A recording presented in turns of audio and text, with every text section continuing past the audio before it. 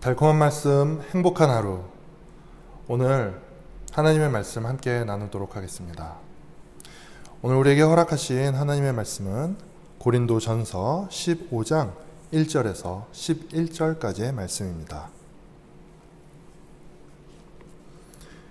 형제들아, 내가 너희에게 전한 복음을 너희에게 알게 하노니 이는 너희가 받은 것이요 또 그 가운데 선 것이라. 너희가 만일 내가 전한 그 말을 굳게 지키고 헛되이 믿지 아니하였으면 그로 말미암아 구원을 받으리라. 내가 받은 것을 먼저 너희에게 전하였노니 이는 성경대로 그리스도께서 우리 죄를 위하여 죽으시고 장사 지낸 바 되셨다가 성경대로 사흘 만에 다시 살아나사 게바에게 보이시고 후에 12 제자에게와 그 후에 500여 형제에게 일시에 보이셨나니 그 중에 지금까지 대다수는 살아있고 또 어떤 사람은 잠들었으며 그 후에 야고보에게 보이셨으며 그 후에 모든 사도에게와 맨 나중에 만삭되지 못하여 난 자 같은 내게도 보이셨느니라. 나는 사도 중에 가장 작은 자라. 나는 하나님의 교회를 박해하였으므로 사도라 칭함받기를 감당하지 못할 자니라. 그러나 내가 나 된 것은 하나님의 은혜로 된 것이니 내게 주신 그의 은혜가 헛되지 아니하여 내가 모든 사도보다 더 많이 수고하였으나 내가 한 것이 아니요 오직 나와 함께 하신 하나님의 은혜로라. 그러므로 나나 그들이나 이같이 전파하매 너희도 이같이 믿었느니라. 아멘. 네, 신약 성경에 나타난 초대 교회들을 우리가 성경에서 볼 수 있습니다. 그 교회들은 어떻게 생겨났습니까? 그것은 사도들이 예수 그리스도와 함께 지내고 또 예수님께서 십자가에 어떻게 죽으시는지 또 부활하셨는지 그것을 목격한 후에 예수님께서는 승천하시고 이 땅에 더 이상 계시지 않으시죠. 하지만 주님께서 성령을 보내셔서 성령의 충만함을 받은 사도들은 그로부터 예수 그리스도는 성경에 기록된 오실 그 메시아이시다라는 그 복음을 전파하기 시작하면서 그것을 믿는 사람들의 무리가 생겨나서 교회가 생겨났습니다. 다시 말하면 교회가 생겨난 때는 예수님께서 사역하신 후 그리고 신약 성경이 기록되기 전 그 사이에 있는 일이었습니다. 다시 말하면 고린도 교회 역시 바울의 복음 전파에 의하여 예수 그리스도에 대한 믿음을 가지고 생겨나게 된 교회라는 것입니다. 그런데 오늘 말씀을 보면 1절에 형제들아 내가 너희에게 전한 복음을 너희에게 알게 하노니 이렇게 이야기하면서 바울은 그들에게 전했던 복음을 다시 한번 그들에게 전하는 모습을 볼 수 있습니다. 그런데 왜 바울은 그렇게 예수 그리스도를 믿었던 교회들에게 다시 한번 그 예수님의 부활의 복음을 전해야 했을까요? 오늘 이 말씀을 통하여 복음을 다시 한번 깨닫고 또 그리고 믿음으로 살아가는 것이 어떤 우리의 신앙인의 모습이 되어야 하는지 함께 살피고 오늘의 삶의 현장 속으로 들어가기 원합니다. 첫 번째로는 고린도 교회에 부활을 부인하는 그런 사람들의 무리가 있었다는 것을 우리가 알 수 있습니다. 12절에 보면 그리스도께서 죽은 자 가운데 다시 살아나셨다 전파되었거늘 너희 중에서 어떤 사람들은 어찌하여 죽은 자 가운데서 부활이 없다 하느냐 이렇게 말하고 있는 것을 우리가 알 수 있습니다. 예수 그리스도의 부활은 말씀의 성취였습니다. 내가 받은 것을 먼저 너희에게 전하였노니 이는 성경대로 그리스도께서 우리의 죄를 위하여 죽으시고 장사 지낸 바 되셨다가 성경대로 사흘 만에 다시 살아나사 이렇게 되어 있습니다. 여기서 중요한 것은 바로 성경대로입니다. 예수님께서 단순히 부활하셨다는 것이 놀라운 소식, 신비한 이야기이기 때문에 그가 하나님이 아니라 예수님의 부활은 구약 성경에서 예언되어 있었던 그대로 예수님께서 오시고 십자가에 죽으셔서 우리의 죄를 하나님 앞에서 모두 사하여 주고 그리고 성경대로 부활하셨다는 놀라운 소식인 것입니다. 이 부활은 너무나도 확실한 증거이기 때문에 이 구약 성경에서 기록하고 있는 바 우리에게 새 생명을 주신다는 하나님의 약속이 성취되었다는 것을 우리가 알 수 있는 것이죠. 그래서 부활하신 예수 그리스도를 믿을 때 우리는 구약에서, 이들이 믿을 때는 그냥 성경이었죠. 성경에서 약속하고 있는 그 하나님의 나라를 상속받을 수 있다는 것을 알게 되는 것입니다. 그래서 2절을 함께 보시면요. 너희가 만일 내가 전한 그 말을 굳게 지키고 헛되이 믿지 아니하였으면 그로 말미암아 구원을 받으리라. 이렇게 이야기하고 있습니다. 고린도 교회에서 이 부활에 대한 신앙이 흔들리고 있기 때문에 바울은 이것을 분명하게 다시 이야기합니다. 그들이 복음을, 다시 말해서 그 예수 그리스도가 부활하셨고 그것이 하나님의 약속의 성취라는 것을 분명하게 굳게 믿는다면 너희는 구원을 받을 것이다 라는 것이죠. 그들의 흔들리고 있는 믿음을 바울은 지금 다시 굳게 붙잡아 주고 있습니다. 고린도 교회에는 여러 가지 문제들이 있었습니다. 우리가 지금까지 쭉 살펴보면서 고린도 교회에 많은 문제들이 있었다는 것을 우리가 함께 살펴보았죠.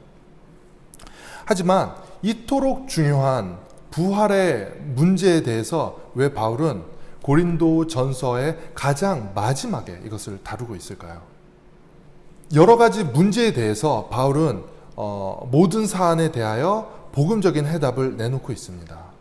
하지만 그 결론부에 이 모든 문제들의 가장 중요한 것은 바로 그들의 신앙의 기초가 되는 부활이었던 것입니다. 이 부활의 기초가 흔들리게 되면 하나됨도 깨어지고 또 교회가 갖추고 있어야 할 복음적인 여러 가지 신앙의 모습들이 다 망가질 수밖에 없는 것이죠. 그래서 바울은 여러 가지 문제들을 다룬 후에 가장 기초가 되는 이 부활의 문제, 복음의 문제를 결정적으로 다루고 있는 것을 볼 수 있습니다. 우리의 신앙의 기초가 흔들리면 우리 삶 가운데는 많은 문제들, 특히 믿음의 문제들이 일어나게 되는 것이죠.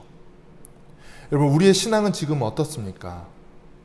여러분, 우리는 지금 온전한 믿음 가운데 흔들리지 않는 그 예수 그리스도의 부활을 기초로 해서 우리의 신앙은 서 있습니까? 만약에 우리의 신앙이 흔들린다면 오늘 이 말씀을 가지고 우리가 다시 우리의 믿음을, 우리의 신앙을 온전히 세우기 원합니다. 여러분, 예수 그리스도를 믿을 때, 이 기독교로 들어올 때, 믿음을 가질 때 여러분은 어떤 믿음으로 시작했습니까? 어떤 사람들은 내가 병이 나았기 때문에 나는 예수님을 믿는다 할 수도 있습니다. 또 어떤 사람들은 내가 찬양을 하다 눈물이 났다라고 할 수도 있죠. 또 어떤 사람들은 이런저런 나의 문제로 인하여 기도할 때 하나님께서 응답하셨기 때문에 내가 예수님을 믿게 되었다라고 말할 수도 있습니다. 여러 가지 다양한 그런 기도의 응답과 신비의 체험과 다 좋습니다. 그런 것들이 예수님을 만나게 되는 발판이 되어질 수는 있습니다. 하지만 절대로 놓쳐서는 안 되는 우리의 가장 본질적인, 가장 기초적인 우리의 신앙의 기초는 바로 예수 그리스도의 부활입니다. 그 예수 그리스도의 부활이 어떻게 성경대로 우리에게 하나님의 약속으로 임했는지, 그것이 얼마나 흔들릴 수 없는 우리의 믿음의 기초인지 우리가 오늘 이 말씀을 통하여 우리의 신앙을 다시 한번 점검하는 시간이 되었으면 좋겠습니다. 또 한 가지는 바울의 자세를 우리가 함께 살펴보았으면 좋겠습니다. 예수님께서 부활하시면서 여러 사람들에게 나타났습니다. 5절부터 보시면 게바에게 보이시고 후에 12 제자에게와 그 후에 500여 형제에게 일시에 보이셨나니 7절에 그 후에 야고보에게 보이셨으며 그 후에 모든 사도에게와 그리고 8절에 맨 나중에 만삭되지 못하여 난 자 같은 내게도 보이셨느니라. 예수님께서는 부활하신 후에 여러 사람들에게 그 부활하신 몸을 나타내셨습니다. 바울은 여러 사람들의 이름을 거론하며 그리고 그 가장 마지막에 자기를 소개합니다.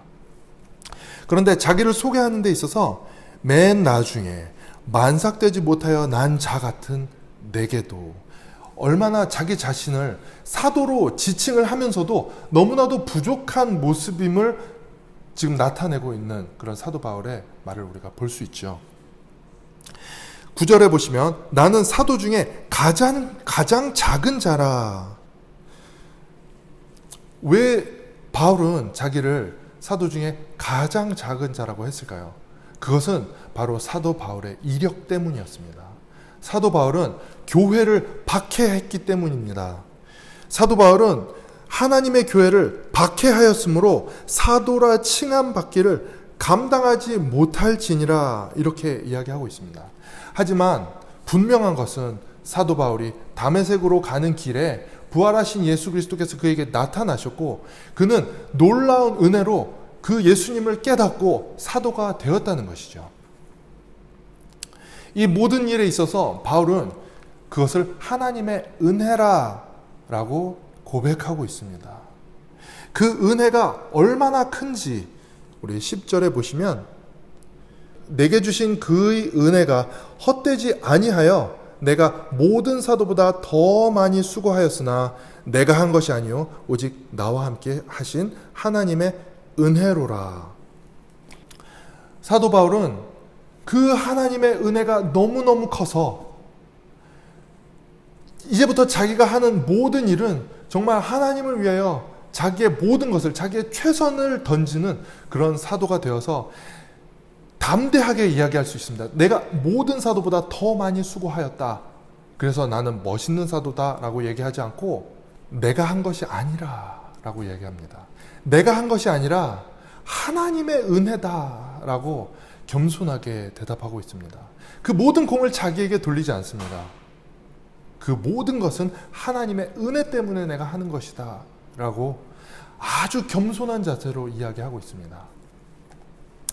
여러분, 우리가 겸손하지 못하게 되는 이유가 무엇일까요? 우리가 신앙생활에 해가 거듭할수록 이제는 내가 알 만큼 알지, 이제는 내가 더 이상 배울 필요가 없지, 또한 우리가 지치고 우리의 첫사랑이 식어지면서 우리가 더 이상 겸손한 자세가 없어지고 또 믿음에서부터 조금씩 퇴보하는 이런 우리의 마음가짐, 오늘 우리 사도 바울의 말씀을 듣기를 원합니다.